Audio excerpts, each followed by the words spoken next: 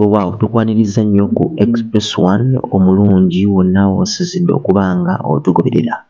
Of course tukuleetedde ebyo by'otaategeddeko gy'otaabadde ffe nga twabaddeyo tubireese. Okukyala kwa Baby Gloria. Njagala okubategeeza omukolo guno gwabadde gwa kyama nnyo era okuba ng'ofunye omukisa okulaba ku vidiyo ezo z'olengera ku screen. Neebaza nnyo kuba n'okuzifuna obufunyi tekyabadde kyangu.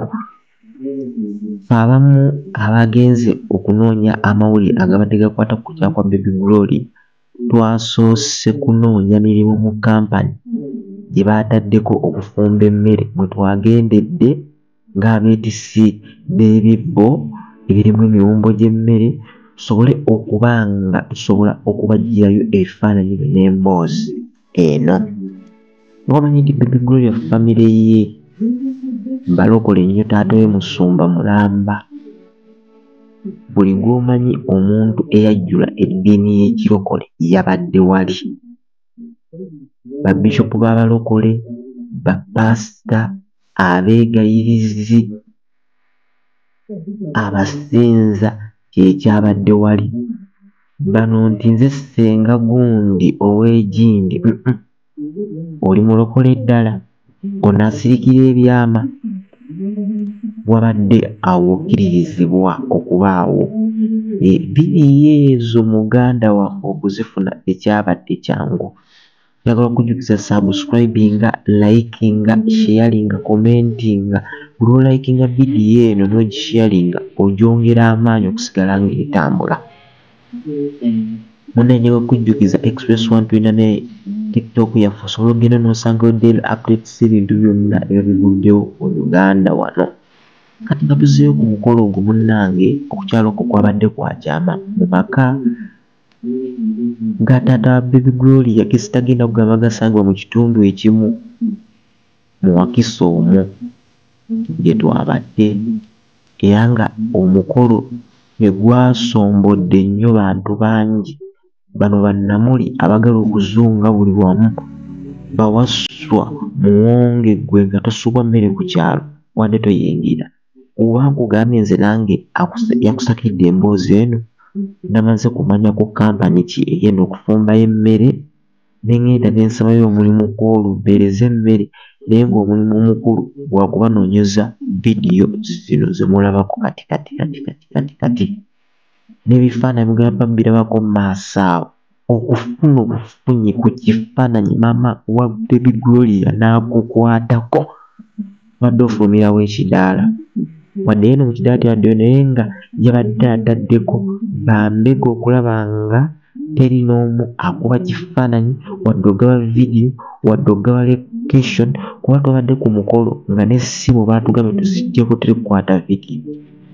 Ku social media nawe n'omugolaba mbona ayinayo ka vidiyo kaakano nti kaakano kaakali. Era njagala okubategeeza omukolo guno omwana mulenzi oyo nga bw'omulaba mu kasimayiro ke naye yazze awerekeddwako baganda be ne mikwano gye n'abamu ku b'eŋŋanda ze mu kukyala okwo. Okukutegeeza okukyala kwatuuse tekulabikanga kwanjula kuba kyataleese nga tekiriiyo. Mu ge twalobyeko kukyala kuno kwamazeyo miliyoni esukka mu 120. Miliyoni 120. Kuba kampani yokka entimbi miliyoni za 3 zaagudde wali. Abatimbi obutimbi miliyoni za 3 zaagudde wali. Nga olaba omugole yanyiridde nnyo, era mu ge twasembye owulira nti omwaka guno nga tegunnaggwaako tugendagenda ddala mu kwanjula kuli mawuuno, naye okwanjula kuno ge nalobyeko era mbu kujja kuba kwa kyama. Bajja kutegeka ebifaananyi bajja kubita mu mwezi oguliddako. Tulowooze byabaddeyo ku lukumbi kukyala gwaggwa dda. Njagala okutegeeza nti abantu abayitiddwa bonna bakkaatiriziddwa obutasaasaanya bifaananyi ebyo nga bw'obirengera awo. Nze nasobodde okuba nga mbifuna, toyina walala w'oyinza kubisanga, nze mbirina nzekka. kuba amagezi yo nagambe nakoseza ga kikugu okufuna ebifaananyi ebyo. Munnange Baby Gloria yalaze mwana munne bazadde be sengaawe n'akakasa omulenzi mulungi empisa alina si bano. Bamubiro James abakeera okuzunga obuzunzi ku kyalo n'okuba emisota. Omwana mulenzi ono Baby Gloria musajja mukulu wa bifaananyi era yabisoma. Era n'omulimu gwe omulala gwakola kusitagenda kwogera nga kyekyokuba ebifaananyi akikola for just hobby, ayagala nnyo kuba ebifaananyi. Era Baby Gloria yasuubizza mwana munno nti oluvannyuma lw'okumala okumwanjula agenda kumuzaalira dazini z'abalongo 2. Tamanyi engeri ki gyagenda kikomo eddazini egimanyi ttiimu z'omupiira 2. Ekisuubizo ky'amaanyi ekyo. Kale fenno tubaagaliza obufumbo obulungi. Tukimanyi waliwo bakadaama abaalemwa ababeereyo bo okukuba mimiro ituli endentia tebajja kumala biki oyo omwami yalina ono oyo amulimba bagagwa bana 2 nga baawukana ki. Ogenze okubimanya mu mawulire nga Baby Gloria amaze n'omulenzi oyo emyaka egisukka mu 3 nga bali bonna beeyagala.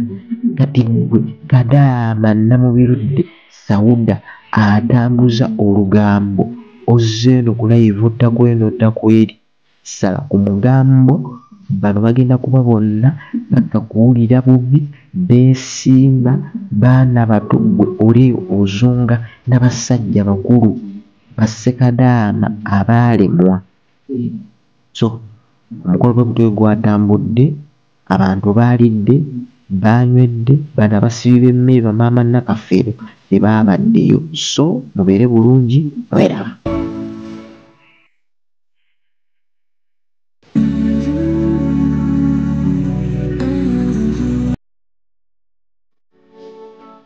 Uganda mwetegeke MTN F2 Sophie Nantongo live in concert Kulwakutano nga 2 Mei Kampala Serena Hotel shilingi emitwalo 15 ebo ogula ku momo eba ku 12 VIP emitwalo 3 emezi y'abantu 8 ya milioni 3 nyiga kamunyenye mu 65 kamunyenye 20 kadala oba download momo app ofuna ticket ku sente ntono tutandike sawe mwe yakawungezi the gorgeous Sophia Nantongo nanyini dowozi the African music queen the true definition of an diva mwana mube mkusaga Serena ino kuboga erina kupipa sente nebo gitereka tolina jojitwala muje tulie sente za ebyana mubirete ebyana bikamba yaya bikajiko natabula chikuyita kensingo nenuka nevamu nekino nkabakata bitegekedwa tugende mu kikade House of Oldies horo nebiwagirwa Sanyuka TV right now up Suda Properties Pepsi Cola V&A Shelly na MTN together we're unstoppable.